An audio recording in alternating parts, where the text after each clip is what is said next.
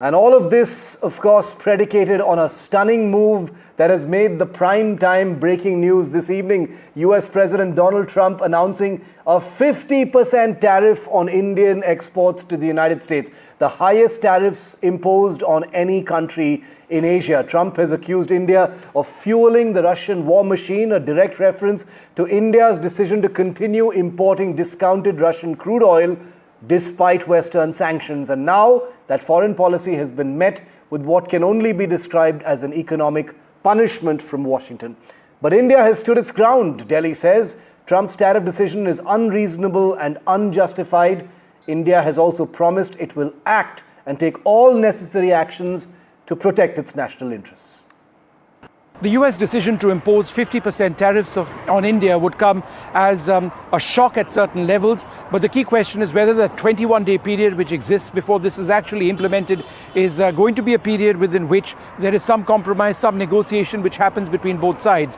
Remember, it's not so much the issue of tariffs which India and the United States were negotiating, which is troubling New Delhi. It's the additional sanctions of 25% because of India's continued import of Russian oil that New Delhi would deem completely unacceptable. We're a large country. We've stated this repeatedly. We have energy requirements and there are incredible double standards, which was made clear in the last statement of the External Affairs Ministry. Double standards why?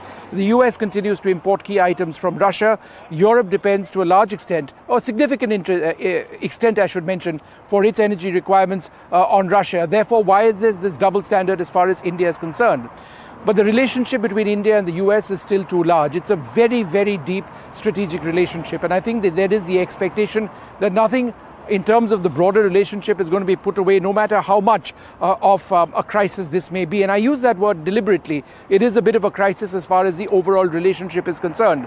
What I do believe this will result in is a significant trust deficit between Washington and New Delhi developing. Delhi would never have expected America to do something like this. There was always a sense that despite differences, they were working towards a trade deal. But all of a sudden, this entire oil import situation comes in.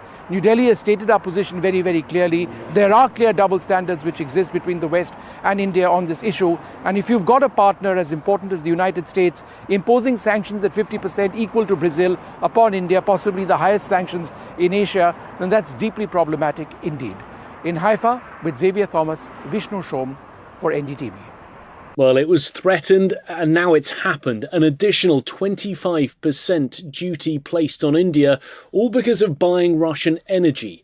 It now means that one of the United States' major allies and one of its major trading partners will have a total duty of 50% placed on goods that are leaving India and entering here, the United States. Already there was that 25% base rate placed on India. That was set last week by the US president. But Donald Trump had also warned that any country buying Russian energy would face an additional penalty. We've known about that for the last couple of weeks, but those threats against India have increased during the course of this week, and now all of it has come to pass with this announcement from the White House.